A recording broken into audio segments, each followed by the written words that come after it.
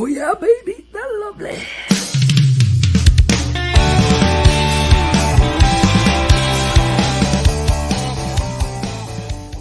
We now wander off the beaten path with an update from the Reefer Reporter. Hello and welcome to the Reefer Reporters with News Hawk, Glenn Prentice, and myself, L. Graham. It's June the 23rd, 2022, and we are live here from the Legacy420.com news desk. Good morning, Glenn. How you doing? Good morning, Al. I'm doing great today. Sunny and warm. Good. Sunny and warm. That's Except right. in my dungeon where I am. I think it would be a little cooler in your dungeon. It's cooler here, but I just walk upstairs. It's warm. I can see out there. Yeah. Yes, as you can see, I have a different background today, and I am also in a new location. Same building, same house, but I've gone from the kitchen, and I'm in a spot now with the backdrop on there. I got some light around me, and it's cooler down here. I'll tell you that too. Oh, you're in the dungeon too. Yeah. Exactly. Yeah. Yes. It's I've got windows. I got more windows than you do. Let's just say. I have the little teeny tiny one. Oh, geez, I can't count. 2, 4, 6, 8. I got 8 windows. Not only do I have a small window, there's a huge deck right on top of the window, so I see the bottom of the deck. Oh. So, anywhere interesting you went for a bike ride this week? All over the place, but my bike is grounded because I have one bolt that holds the back of the seat on. It slides in at the front, and the back bolt holds it on. And I have no idea, but I went to get on the bike yesterday, and the bolt is gone, so I had to order one, and it's not going to be here till the 28th, I think. Oh, God. Yeah. You're going to be another week? Yeah, I think I'm going to go to the store and buy every metric bolt I can find and try them all in there and see if I can find one. I want to go for a ride. You'll have great weather. I might have to buy a new bike just so I can ride right now. And then you have one for Cindy. Yeah, well, no, she won't ride. It'll be for sale if I buy one. Oh, okay. All right. Okay, well, shall we get started with today's news? Sure. All right. First up, Aurora Cannabis to lay off 12% of the workforce amid reorganization, according to the company. Aurora Cannabis says it's laying off 12% of its workforce as they embark on a reorganization, and the Edmonton-based cannabis company confirmed the cut in an email to the Canadian press, but did not share how many workers would be impacted, what roles they were in, or where they were located. Spokesperson Kate Hilliard says the reorganization will allow Aurora to operate as a leaner, more agile, and future-focused company. It feels it will be fit for success.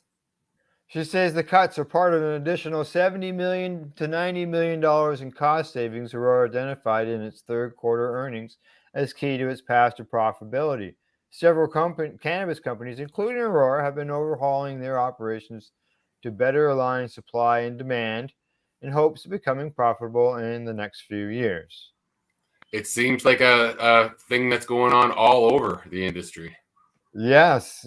I see here earlier this year, Aurora announced it would close 3 facilities, including one in Edmonton, where 13% of its global workforce was employed. And, I almost thought this was the same story because it was so similar. Yeah, they're just laying off across the board here. Yeah, that's another layoff. You dropped some more. Type thing. That's 25% of their workforce over a couple of months. Yes, exactly. That's a lot of people that might have left a job to get a job in the industry that they wanted to be in, and then now they're on the hunt, right? Well, hopefully there's some craft guys out there that are hiring. Correct. Yes, exactly. All right. Well, on to some good news. Headline from StratCan says BC report on cannabis consumption spaces by the end of the year. It's good to have a time frame on that now. Yeah.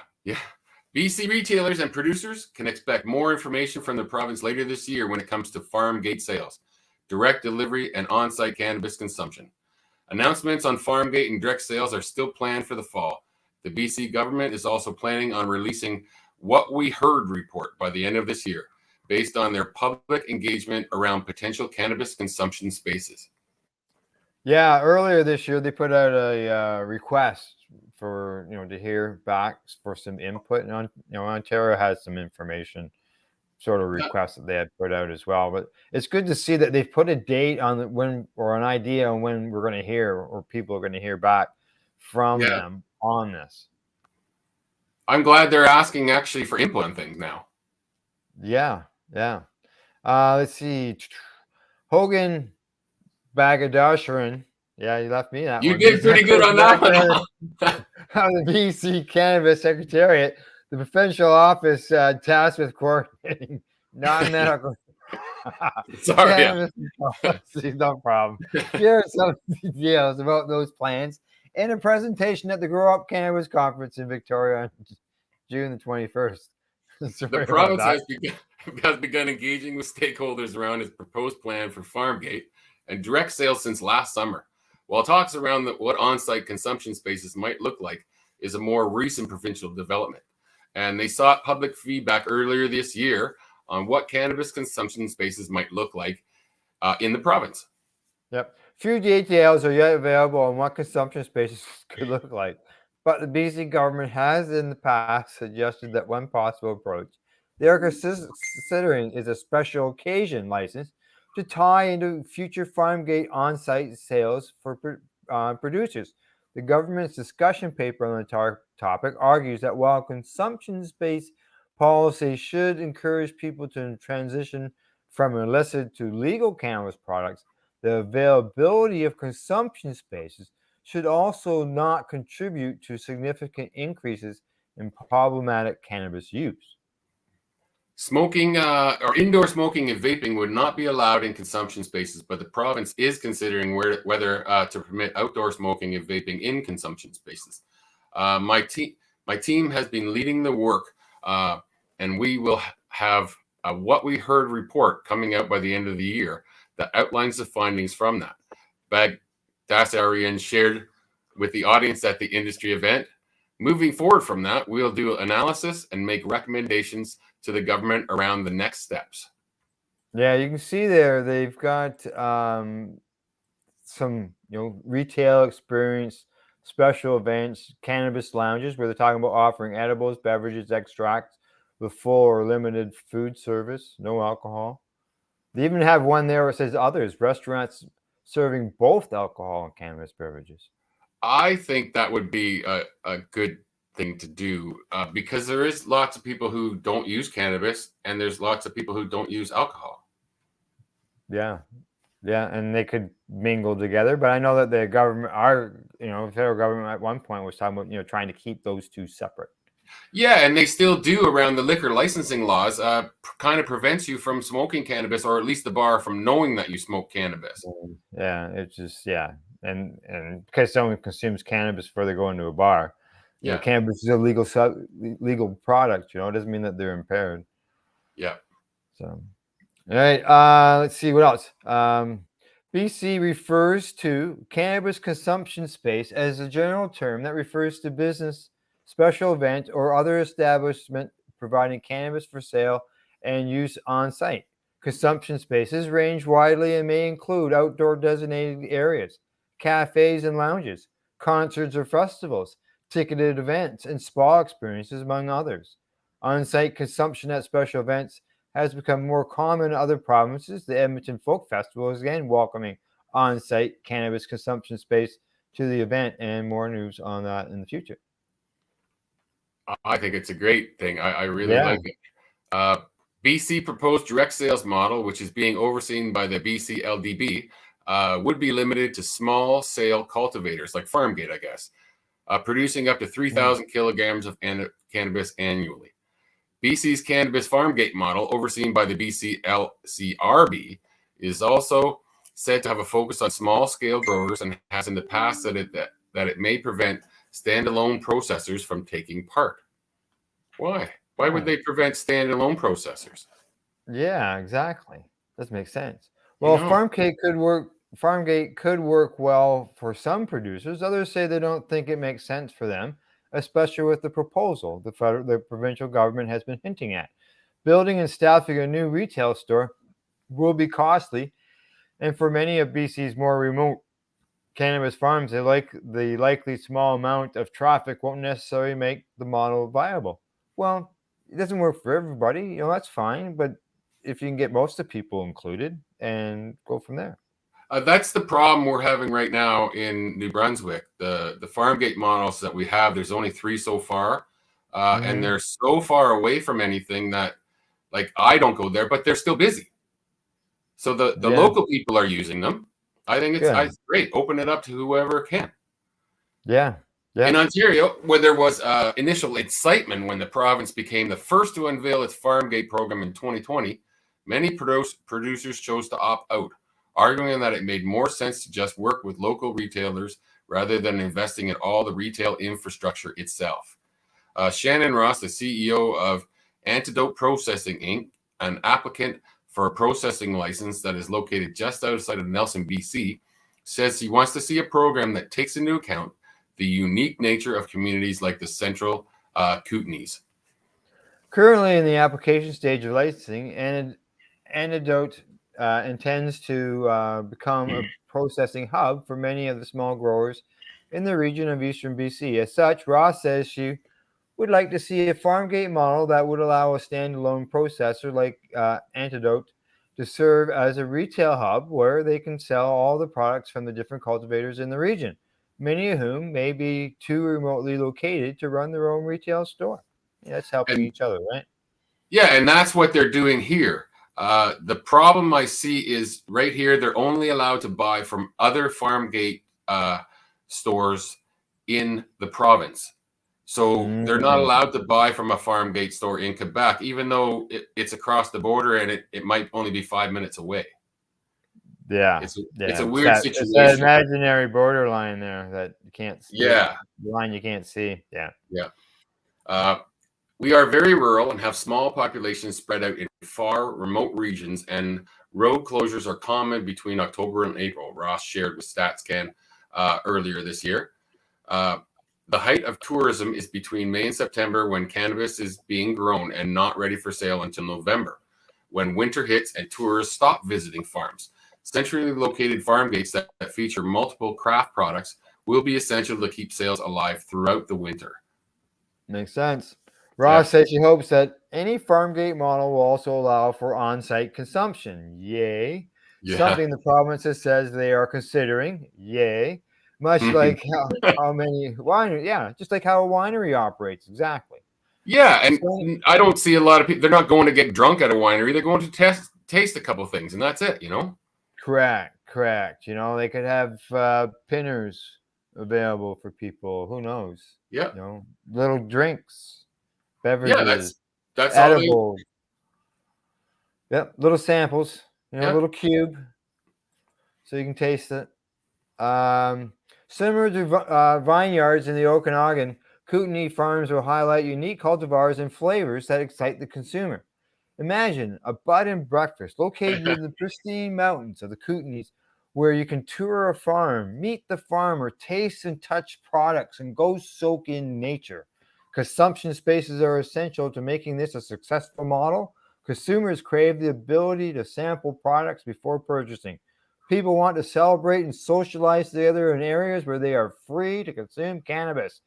A farm is a perfect place for this type of activity. Here, I say. Here. I can't tell you how many times I went into a dispensary and I wanted to try something, just to try it, and you can't. It was crazy. Yeah. Exactly. You can even walk into the liquor store and they'll give you a taste of beer sometimes, or wine or whatever, but you can't do it with cannabis. No. Colin Davison, director and president of McIntyre Creek, an outdoor cultivator in Oliver, uses a similar comparison to wineries and wine tours. We're definitely looking forward to Farmgate in British Columbia, says Davison. That would be a much needed benefit to our outdoor business and a much needed avenue to bring our products into retail setting. It's such a great opportunity for outdoor growers, he continues. If you look at wineries, having a membership and people come out to the winery, That would be a great way to link up with other outdoor growers, have tours, and be able to cross-market our farms together. Yeah. Yeah. All makes sense to Exactly. me. It all makes sense to me. Unfortunately, it's not you and me that are voting on it, making the decision. Yeah. No. So in that story that talked about, I could talk about the Edmonton festival, what was going on there about having, the lounges and stuff. We covered that story last week. Um, The but folk this festival. one, yeah, the folk festival. Well, now, hey, Ontario's getting in the act in Toronto. That is because, according to CBC, a new outdoor space to smoke cannabis opens on the Exhibition Place grounds in the city in Toronto. Yeah. A grand bazaar. Customers can swim, eat, drink, mingle, and now, if they fancy, stroll around the corner and smoke cannabis in a restricted area. Cannabis Carnival is being touted as one of the first of its kind in Ontario, a dedicated place to smoke cannabis that its president, Zlatko Starkovsky, says is in line with the Smoke-Free Ontario Act. I think cannabis smokers in general need a safe, responsible place to smoke when they go out, he told CBC. Yeah, they sure do. The story does touch on this, but lounges have been around for a long time, buddy. Yeah. There are a lot of people smoking at home, in cars, and potentially over-consuming. So we're taking a proactive approach for cannabis smokers now that it's legal since 2018. Starkovsky notes that there are plenty of places to buy cannabis, but not many designated spots to consume it. He says Mothers Against Drunk Driving and the OCS are educational partners. We've checked all the boxes to make sure that we're avoiding secondhand smoke as well, he said. There's no alcohol being served in the cannabis area, and we don't sell cannabis. You bring your own, Starkovsky said, adding that being at Exhibition Place and working with such a large area helped them meet the guidelines. We have space to do something like this. Brad Polis, lecturer at the Ted Rogers School of Management at Toronto Metropolitan University, says the space is a creative idea and he expects to see more like it. We're definitely going to see more of these things pop up as people discover what you can and can't do with respect to the rules around the consumption of cannabis, especially smoking. Because there are many places where you cannot smoke cannabis, I definitely think we'll have a cannabis lounge industry at some point in time, Paolo said, adding that it was already happening prior to legalization. The province says it has started some consultations on consumption lounges. George Smitherman, president and CEO of the Cannabis Council of Canada, says spaces like this are a step toward the normalization of cannabis consumption. They sure are. Yeah. As I said, lounges were around for years, man. Like the hot box was 20 plus years old. Yeah. We toured 9 of them, did a report on them back in 2012. Yeah. So this isn't anything new. And there's I'm going to say there should be lots of information available to give people a bit of an idea that lounges aren't a problem. Yeah, I think this is the first one that I've heard that they're actually saying is completely 100% legal. Yes, exactly. I'm curious. So we'll have to read on and see what all exactly. Is this a business? Do you have to pay to get Yeah, into yeah. It's open until the end of the summer. Okay. So George goes on. Smitherman goes on to say it's mostly beneficial for the consumer of cannabis, who, even though we've had legalization, was kind of forced to consume behind the dumpster. And those people behind the dumpster, maybe they're the people that live in the condominium that they paid $1 million for. That all of a sudden now they're not allowed to consume cannabis in. So they got to go someplace. Yeah, yeah. So, and this place being in the exhibition stadium, there's lots of condos down around that lakefront. There's no doubt about that. Yeah. And while Smitherman says it's not easy to set up a location like this within the province's regulations, he believes there is an appetite for it and the chance for the industry to enhance tourism. Yes. Mm-hmm. I don't think we're going to see a lot of evolution in this space over time, he said. Keep in mind, we're talking mostly about outdoor consumption because we've talked about dry flower cannabis. But there's an exciting array of other products that would lend itself to indoor consumption, like edibles, beverages, and even infused foods. Exactly. I think that's completely right, but I am a smoker usually. Yeah, same here. So Just so you know, the Grand Bazaar will be open for the summer with the potential of it becoming permanent in the future. great. I hope it is permanent. Yeah, I don't know how they're going to do it permanently in the future, but I'm sure they got some type of plan in the works, eh? Yep. I don't know how All it works right. in the middle of the winter here either. Well, that's the thing. You talk about year-round use, and Yeah, it makes you I wonder don't how know they're how that doing that. works with no No. roof and no heat, and you know. Just have everybody stand around one of those stand-up heaters, propane Yeah, heaters. I guess I that's what don't they're know. thinking. Yeah, yeah, I don't. We're gonna Yeah, find yeah. out. We'll find out. That's right. In time. In time. There's no doubt about that. All right. On to our next story.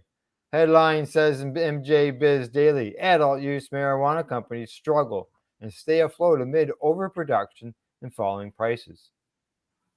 As mainstream businesses cope with struggling or surging inflation and the threat of a recession, many adult use cannabis companies, growers, retailers, and ancillary businesses alike are struggling with their own host problems.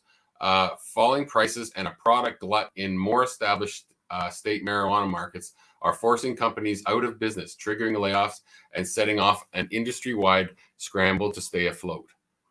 We Sounds keep like reading these Canada. stories. Every single week, we read these same stories. And I think it's just the business itself kind of leveling it out. Yeah, yeah, exactly. Colorado, Oregon, and Washington State are among the more mature markets where wholesale cannabis prices have tumbled because growers produce far more flower than retailers could absorb. The falling prices have put added strain on cannabis growers and retailers.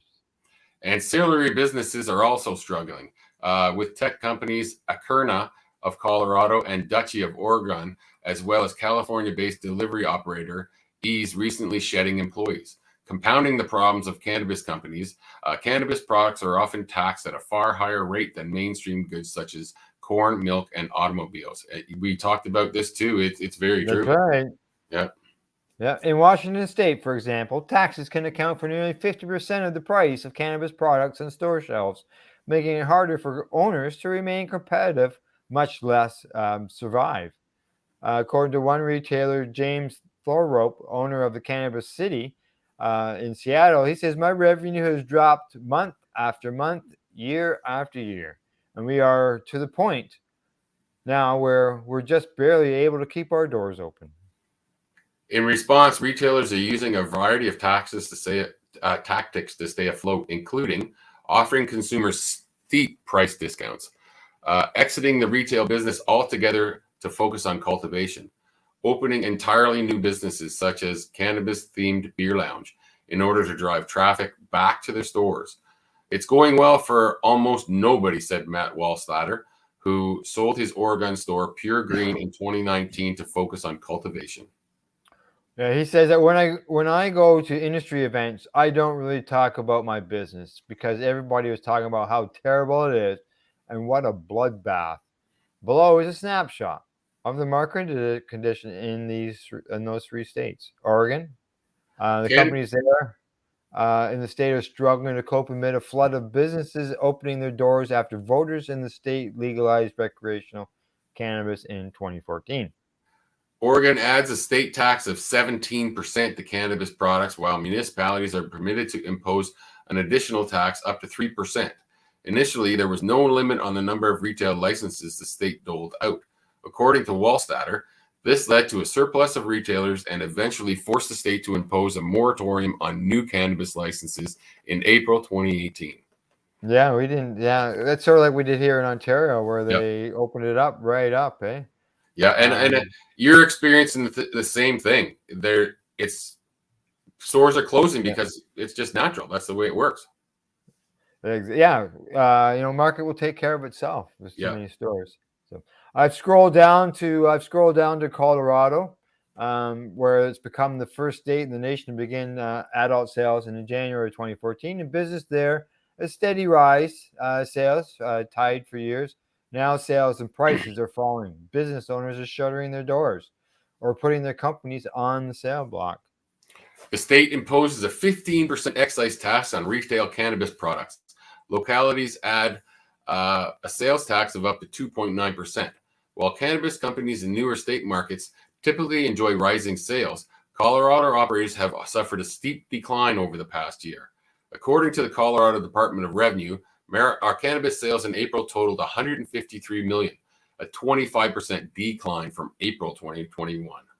Wow. Yeah, the price of flower is down 43% in the first quarter, they say. Wow. Jeez. Down to Washington, where businesses in the state are coping with steep taxes.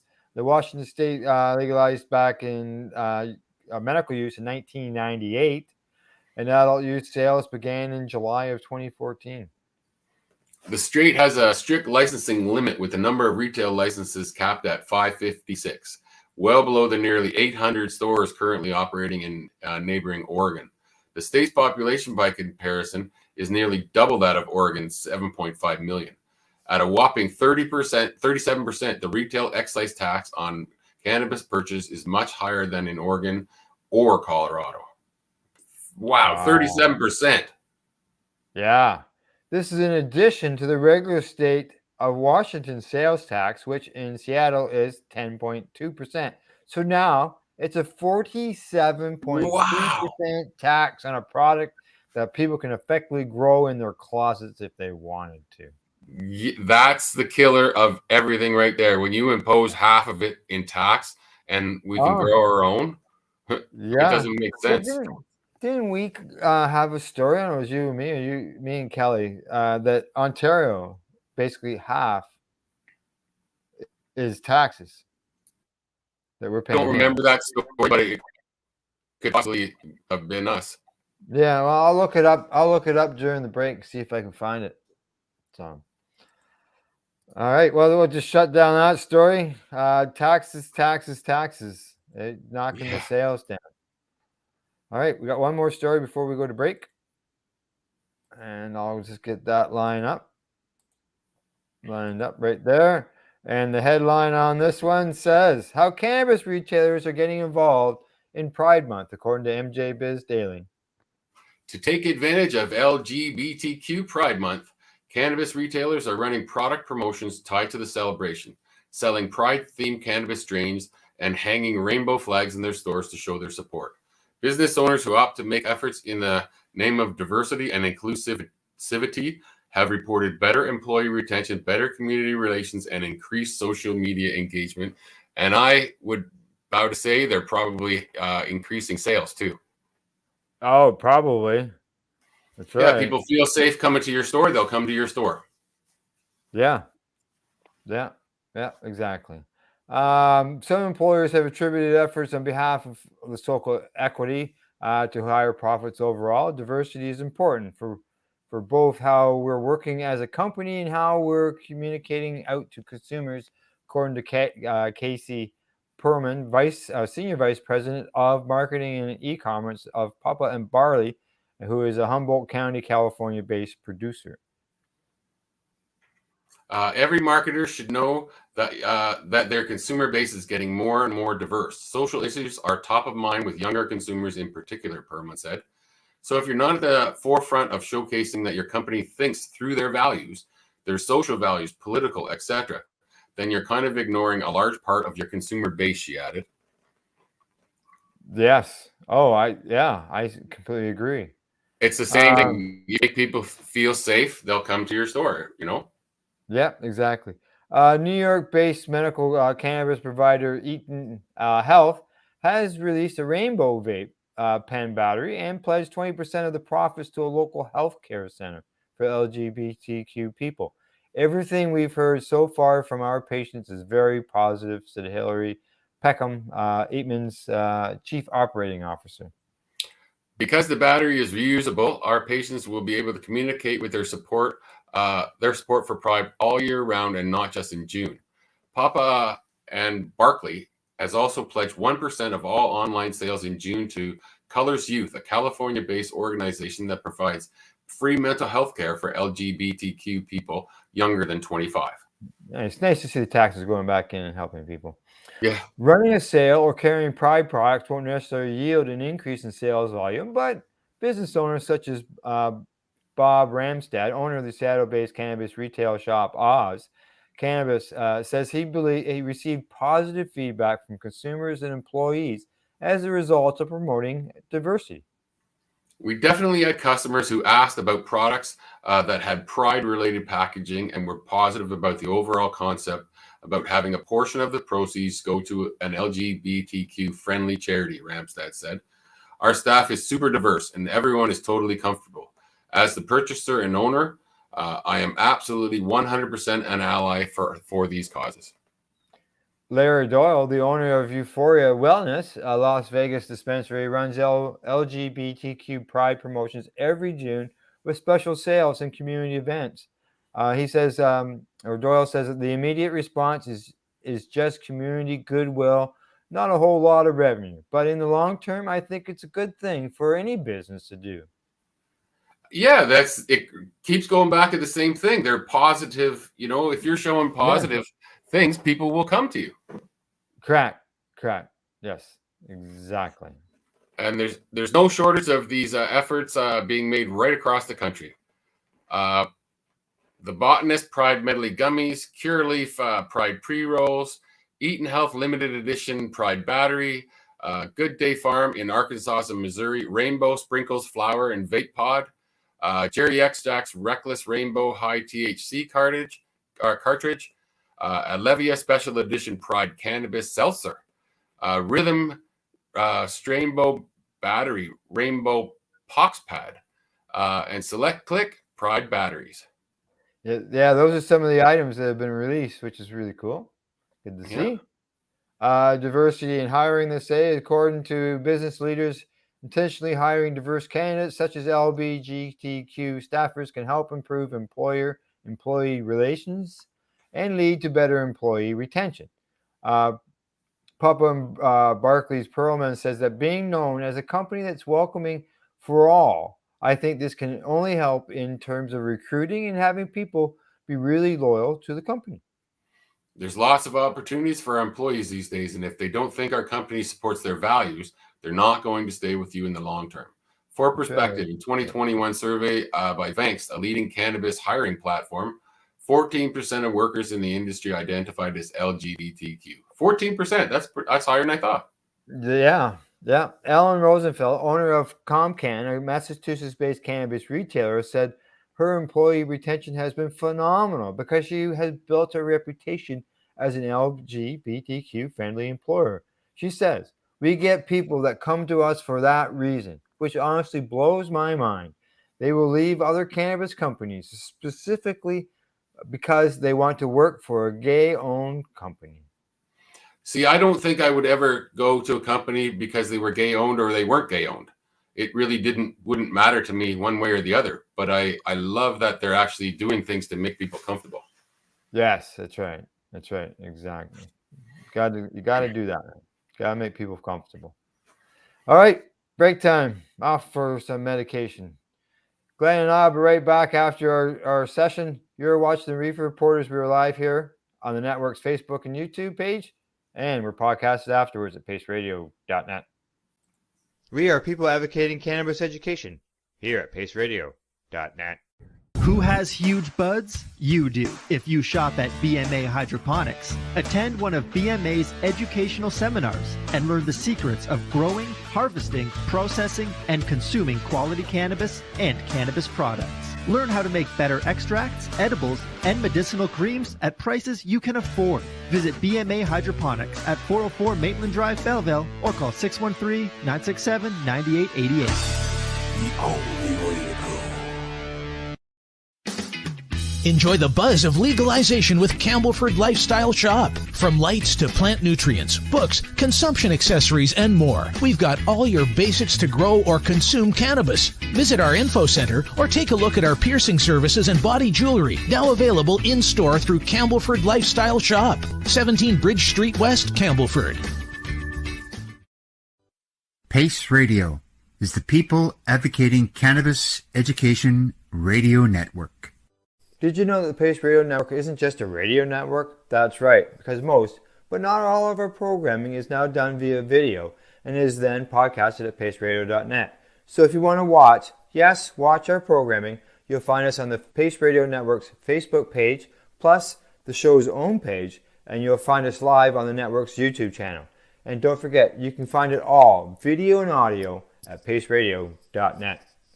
At Legacy 420, we believe in being different. Experience the difference of quality control. Our labs provide tested formulations for all of our products. Experience the difference in trust. Our customers can trust that we are following up-to-date COVID precautions for their safety. Experience the difference in accessibility. We're open 7 days a week. Please visit our website, legacy420.com, or contact us for curbside pickup as well as nationwide mail order shipping. Legacy 420 values overall wellness. Come and experience the difference of Legacy 420. CP operates a medicinal cannabis signing clinic.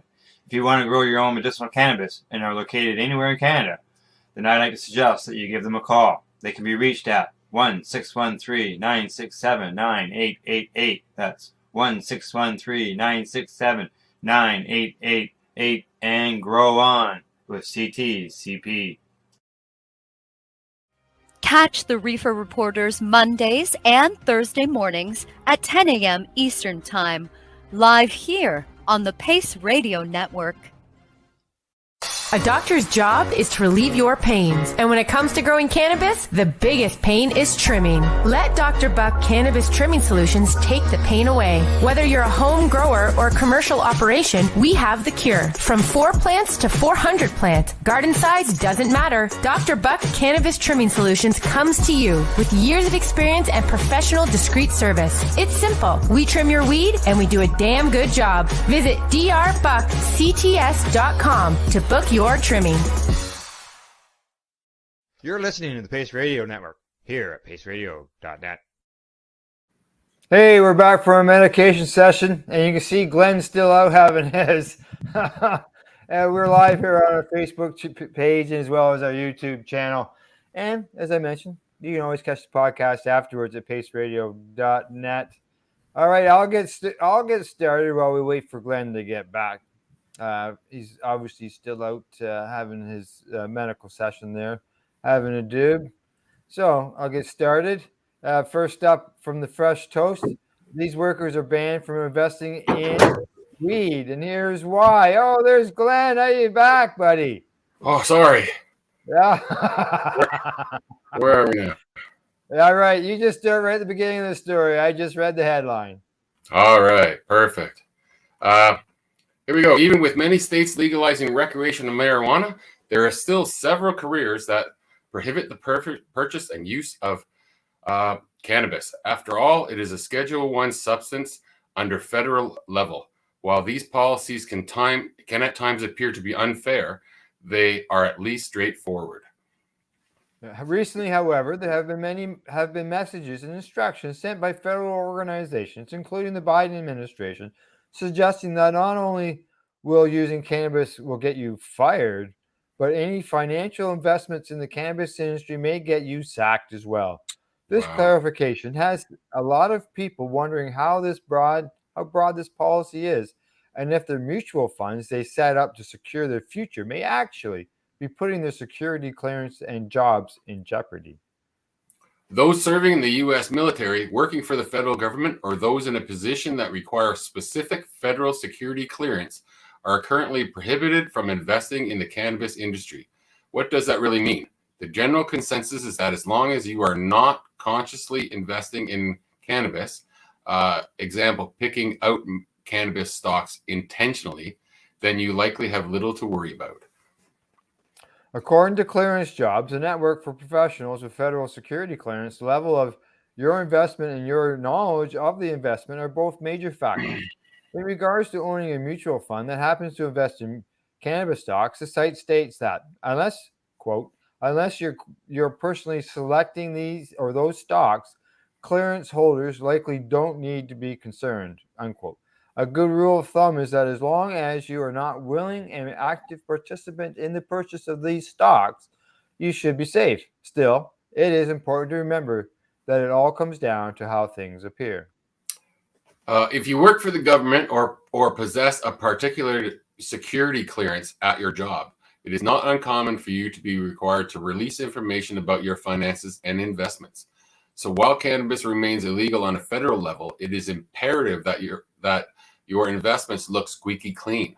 As the popular federal government information resource sites, FedWeek states, be careful to avoid any federally illegal investments. Think about how your investments would look if you were being evaluated by someone who doesn't know you. I think this is going to be challenged in court. Yeah, I would think so. These policies have come into play in the White House, according to the internal executive branch presentation obtained by Political. It says here, eligibility may be negatively impacted if an individual knowingly and directly invests in stocks or business ventures that specifically pertain to cannabis growers and retailers, unquote.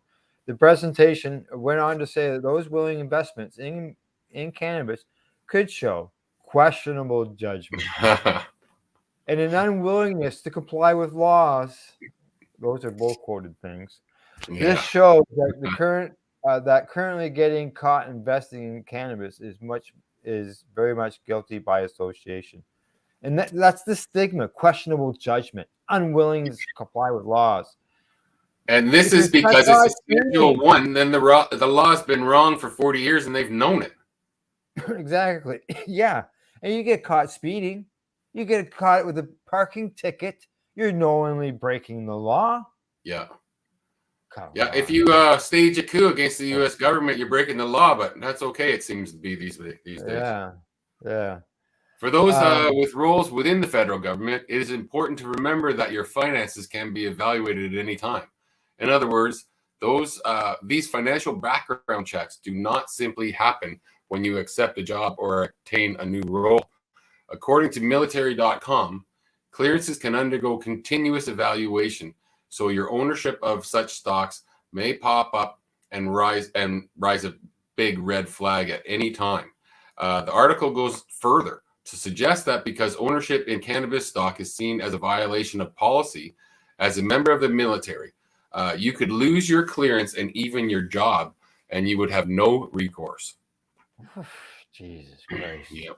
Even as more states have legalized cannabis, the current prohibition on it still casts a long shadow on many policies. Yeah, that's obvious. There is some evidence that the strict federal stance on cannabis may loosen its posture in the not too distant future. Don't count on it. But as of now, investing in cannabis is off limits for many Americans. You know when it's going to change?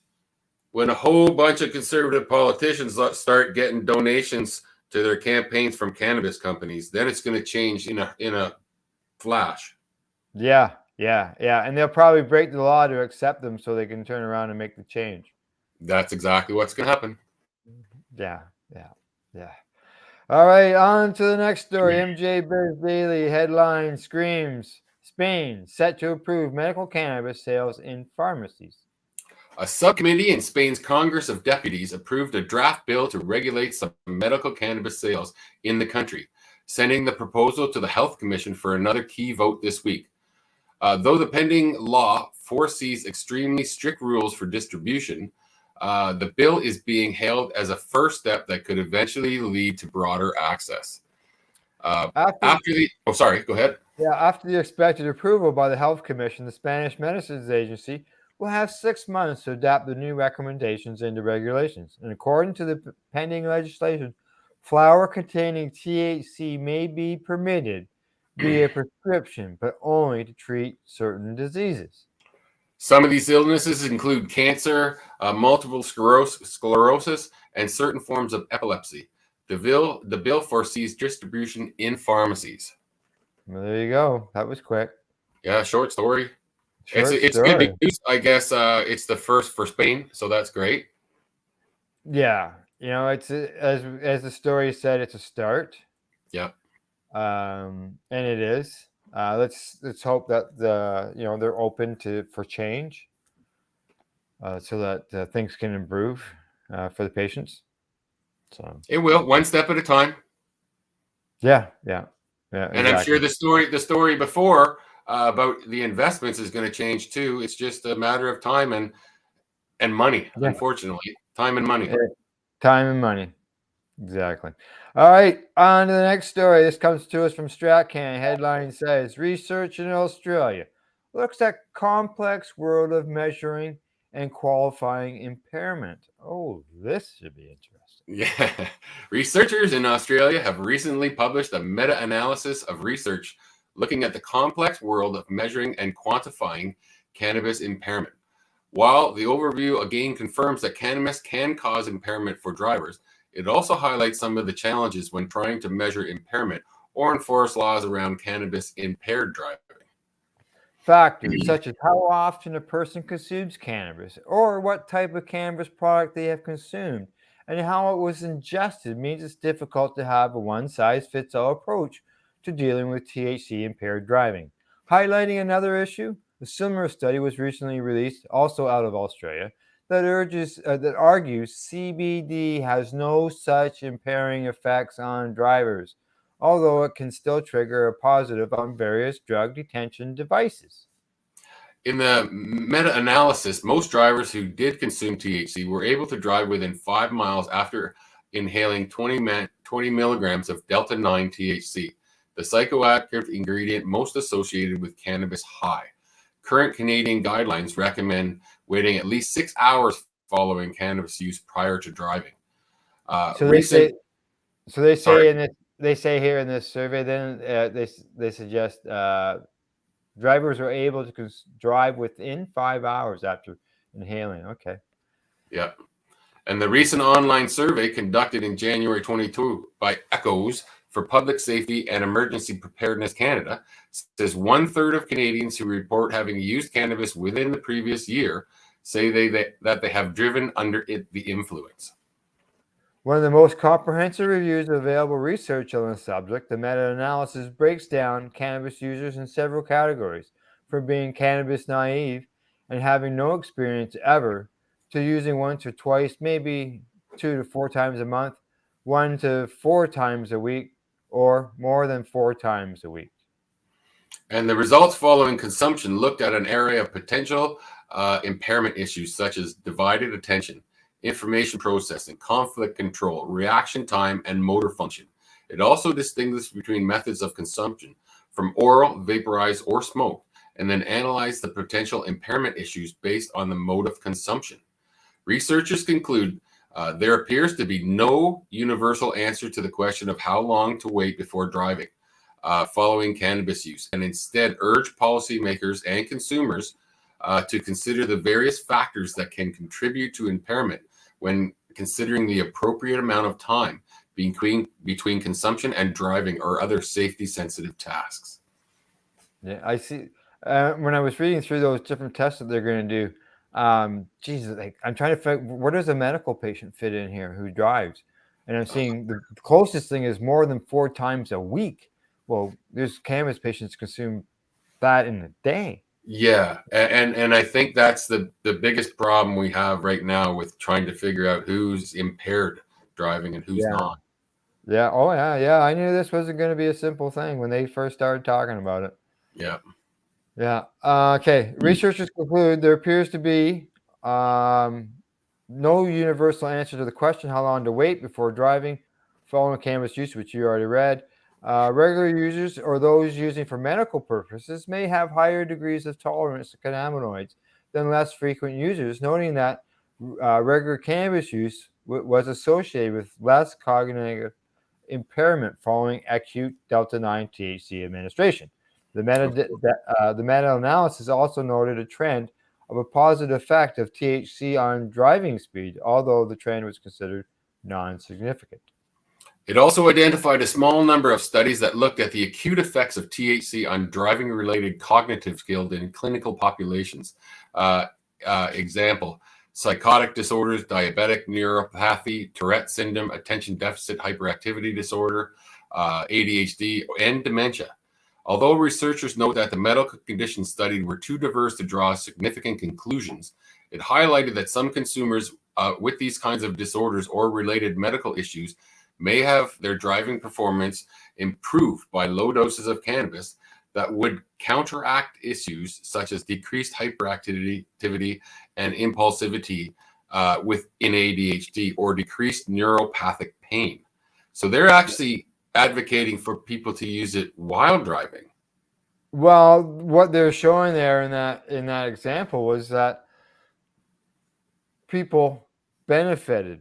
The Yeah, driving certain improved. people do benefit. And I know I've heard Kelly talk about that so many times. The people that it will improve people. And here's a study that is showing exactly what she talks about.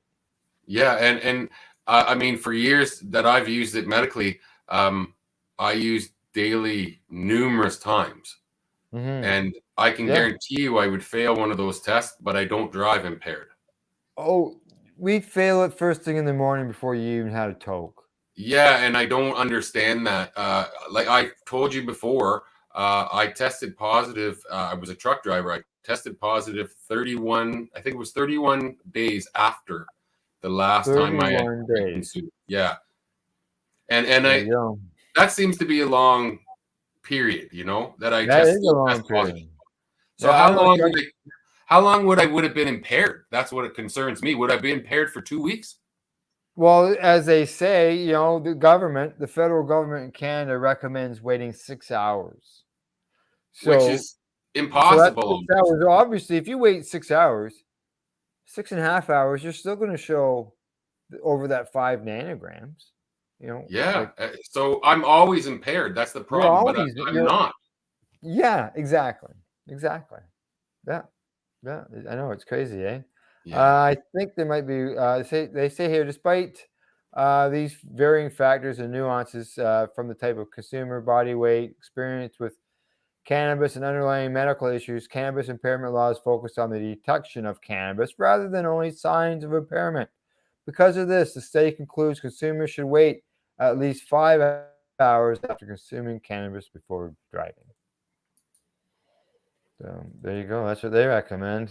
But yet again, another study showing that problems when it comes to impairment issues. Yeah, I guess it's going to be solved in the courts eventually. Eventually, exactly. Well, I know recently someone did challenge it. Then it was lost, but I don't think the case was over yet. I think as far as still avenues for appeal, stuff like that. And unfortunately, that driver was involved in the death of some people, which doesn't help the situation any. Yeah. All right, next story. This next story is coming to us from High Times. Switzerland to lift ban on medical cannabis. Good stuff. Switzerland government announced on June 22nd that it will lift the ban on medical cannabis according to an amendment to the Swiss Narcotics Act that Parliament approved in March 2021. According to the agency France Press, the government intends to facilitate access to cannabis for medical use for patients. The decision to use cannabis-based medicine for therapeutic purposes will rest with a doctor in consultation with the patient, the government said of the amendment. As of August 1st, patients will no longer be required to obtain permission from the Federal Office of Public Health. However, adult use cannabis sale and consumption will still remain illegal. You know what that does? It's basically, just think of the MMAR program back in the day. You got, and even the ACMPR now. You have to get your doctor to sign the paperwork, and then you got to send it off to government for approval. They've eliminated that government approval step. Yep. Once your It's one doctor more signs step. that paper, why does our government, have that? Yeah. So that people can call and say, "Hey, we got a bunch of plants growing over here. Is it legal?" That's exactly what they have it for. Yeah. They don't want you growing your own. They want you to pay taxes on theirs. They say here, in Switzerland, medical cannabis is only allowed for patients with a doctor's approval or previously required approval from the FOPH. However, medical cannabis is still only allowed if the medicine contains less than 1% THC and is licensed. And currently, only Salvotex is approved for prescriptions to patients. Because if you notice in the previous paragraph that you read, it says the decision to use cannabis-based medicine for therapeutic purposes. Cannabis-based, didn't say cannabis. Oh, yeah. Okay. Yeah. So sativa, I'm not surprised. It's a spray. 1%. Yeah. The Yeah. country's federal public law institution, Swissmedic, which is responsible for both authorization and supervision of therapeutic products, including cocaine, methadone, and morphine, could eventually be directed to manage the cannabis industry going forward. Back in 2019, FOPH issued approximately 3,000 authorizations for cannabis patients suffering from a wide variety of medical conditions. However, the FOPH described this process as tedious administrative procedures. Sick people must be able to access these medicines without excessive bureaucracy, it stated. Of course they should. Well, that was an interesting quote, that earlier one. Therapeutic. They give authorization and supervision of therapeutic products, including cocaine, methadone, and morphine. Yeah. In And September, only 1% THC in the cannabis. Yeah, exactly. Exactly. In September of 2021, the Switzerland government approved a recreational cannabis trial called Zurican, which is expected to begin this summer. There was one caveat requiring that only experienced users should apply to participate, and this is verified by testing hair samples instead of blood or urine. The trial program will be held in Basel, Switzerland, and analyze results from 400 people who will be approved to buy recreational cannabis from specific pharmacies. See, that's weird. They got to go to the pharmacy to buy recreational cannabis. Yeah, I know, eh? Also in June 22, this new study conducted by the University of Geneva and EBP, a consulting firm, explored the benefits of full cannabis legalization. According to researchers' finding, approximately 56 tons of cannabis is consumed every year in Switzerland. Based on this data, avenue revenue for adult use cannabis sales could collect up to 582 million Swiss francs. The industry could generate 0.06 of the country's economy, which is roughly the same contribution as Appenzell Innerrhoden, the country's smallest canton by population and area. Legal cannabis could also provide up to 4,400 full-time jobs in comparison to the country's Swiss accident insurance, which has about 4,200 employees. They say that 56 tons of cannabis consumed each year in Switzerland. 56. And that's probably low. It's probably low. Now, they're looking into the recreational end. Well, I hope they're going to sell something higher than 1% THC. Yeah, otherwise the recreational end's going to be gone out of that. It ain't gonna. Yeah, it's just going to stay right where it is. Yeah. Ultimately, as seen in other countries, there are many benefits from establishing a regulatory framework for cannabis legalization. Study author and research associate at the Institute of Sociological Research at the University of Geneva, Dr. Oliver Hoff, explains that it's time that Swiss cannabis laws receive an update. Here. The simulation, he says, shows that the current form of regulation produces an economically insufficient result, while artificially high profit margins enable illegal actors to generate generous profits. Consumers suffer from inadequate transparency regarding products and quality. The healthcare system and preventive measures have a hard time assessing consumers with problematic consumption patterns, and the state lacks access regarding regulatory, fiscal, and public health-oriented initiatives. FOPH head of policy and implementation, Adrian Goshwend, also provided a statement about the timing of the study. The study comes precisely at the right time, as the Commission for Social and Healthcare Issues of the National Assembly has recently started a legislative proposal regarding the legalization of cannabis, Goshwend said. The results show that both the current illicit market as well as a liberal commercial market inflict costs on the public individuals, while public individuals generate big profits. We thus need a well-regulated market that ensures both protection for children and adolescents, as well as health protection measures. They always go back to that. Children, we got to protect the children. Gotta protect the children. It's illegal right now, and half your country's still using it. The children aren't being harmed. Exactly. You know, yeah. I have 5 children. None of my children have ever been harmed by cannabis. None. None. There you go. Yeah. Yeah. You're not alone. There's lots of examples out there. All right. On to our last story of the day. Headline from Mugglehead Magazine says Massage Envy integrates CBD from Charlotte's Web into its masseuse arsenal. The #1 massage outlet in America has announced a new business partnership with a company known to be the world's most trusted hemp extract. On Wednesday, Massage Envy and Charlotte's Web revealed a new collaboration to combine the therapeutic benefits of cannabis and massage therapy.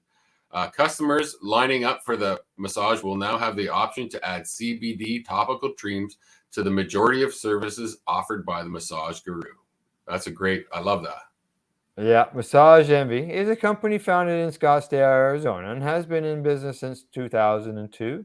The parlor has over 1,100 shops in 49 states and has provided consumers nationwide with more than 190 million facials and massages.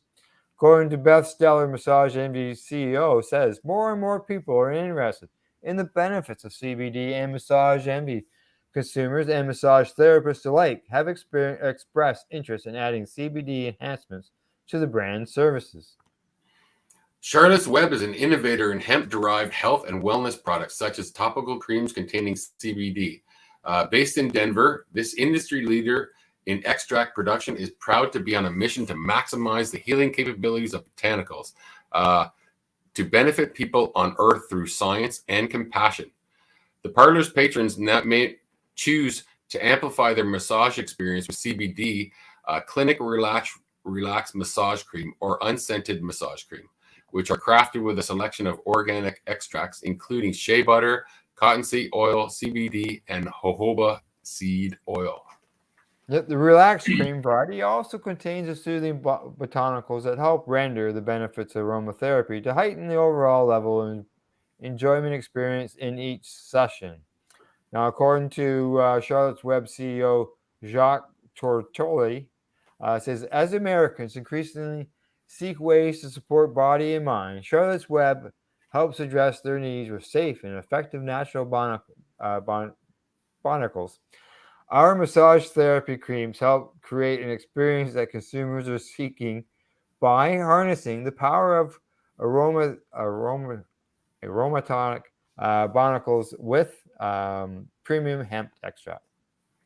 And we are pleased to supply our trusted Charlotte's Web CBD clinic products to the expansive network of Massage Envy franchise locations, therapists, and consumers across the country, he added.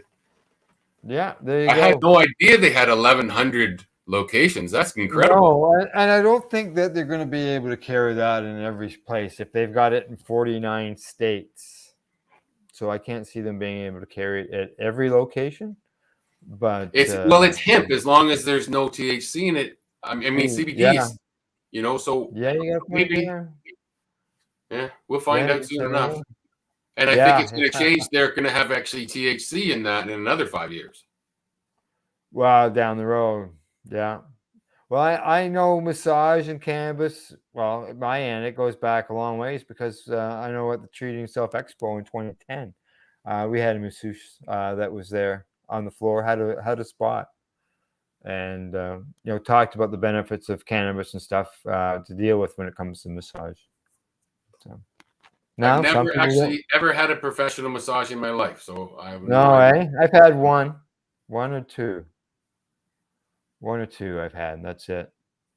Yeah, two. Because I had one. I was doing I had a booth, a paste booth at the local fair in Campbellford, and the lady beside me was a masseuse. Oh, that's handy. Yeah, she did my foot. So did you gave her some cannabis and she gave you a massage? Something along that line, barter and trade. Yeah. So, but it's good stuff. So, all right. Guess no riding this week. You're waiting for a bolt. I'm waiting for a bolt, but like I said, I think I'm going to the store. I'm going to buy every metric bolt I can find and try one until I can get one that fits. And don't forget, you got to get those renovations done, and you can't do the renovations when the weather's crappy. Well, this is a problem too. So I have been doing renovations. I'm actually lifting the garage up off the ground now. Oh. I have to put a new concrete pad under it. So. Yay, aren't you lucky? Yeah, lots of fun. Lots of fun. Oh. Mm-hmm. At least, like you said, it's sunny. It's beautiful outside today. You know, I get to work for 3-4 days in the sun, right? Yeah, our sun's sort of gone down. So not as sunny out there. I think we're expected to get some rain this afternoon, to tell you the truth. So I think that's why the bolt broke on my bike, because it wanted me to work instead of drive. Correct. Yes. You know? Yeah. Maybe it didn't break. It was removed by someone took it out. I never thought of sabotage. All right. That's a Reefer report for June the 23rd, 2022 from the Legacy420.com news desk. Thanks to our buds at BMAHydroponics.com, DrBuckCTS.com, Legacy420.com, as well as Camelford Lifestyle Shop. If you enjoyed the show, please share it with whom you think may benefit from it. A friend, a family member, maybe that guy down the street. Plus, don't forget to educate, medicate, and do not incarcerate. See y'all soon. Oh, yeah, baby. That's lovely. You're listening to the Pace Radio Network here at paceradio.net. The views expressed by the individuals during this broadcast are their own opinions, and they may not be the same as those of their group or other organizations they may be involved with. BMA Hydroponics has everything you need to succeed. Visit our hydroponics superstore at 404 Maitland Drive in Belleville, and we'll show you how to grow your own quality cannabis for pennies per gram. We're open Mondays, Tuesdays, Wednesdays, and Saturdays from 10 a.m. to 5 p.m. and Thursdays and Fridays from 10 a.m. to 7 p.m. Call 613-967-9888. BMA Hydroponics. It's worth the drive. The only way to go. At Legacy 420, we believe in being different. Experience the difference of quality control. Our labs provide tested formulations for all of our products. Experience the difference in trust. Our customers can trust that we are following up-to-date COVID precautions for their safety. Experience the difference in accessibility. We're open 7 days a week. Please visit our website, legacy420.com, or contact us for curbside pickup as well as nationwide mail order shipping. Legacy 420 values overall wellness. Come and experience the difference of Legacy 420. Did you know that the Pace Radio Network isn't just a radio network? That's right, because most, but not all of our programming is now done via video and is then podcasted at paceradio.net. So if you want to watch our programming, you'll find us on the Pace Radio Network's Facebook page, plus the show's own page, and you'll find us live on the network's YouTube channel. And don't forget, you can find it all, video and audio, at paceradio.net. A doctor's job is to relieve your pains. And when it comes to growing cannabis, the biggest pain is trimming. Let Dr. Buck Cannabis Trimming Solutions take the pain away. Whether you're a home grower or a commercial operation, we have the cure. From 4 plants to 400 plants, garden size doesn't matter. Dr. Buck Cannabis Trimming Solutions comes to you with years of experience and professional discreet service. It's simple. We trim your weed and we do a damn good job. Visit drbuckcts.com to book your trimming. Enjoy the buzz of legalization with Campbellford Lifestyle Shop. From lights to plant nutrients, books, consumption accessories, and more, we've got all your basics to grow or consume cannabis. Visit our info center or take a look at our piercing services and body jewelry, now available in-store through Campbellford Lifestyle Shop, 17 Bridge Street West, Campbellford. You're listening to the Pace Radio Network here at paceradio.net.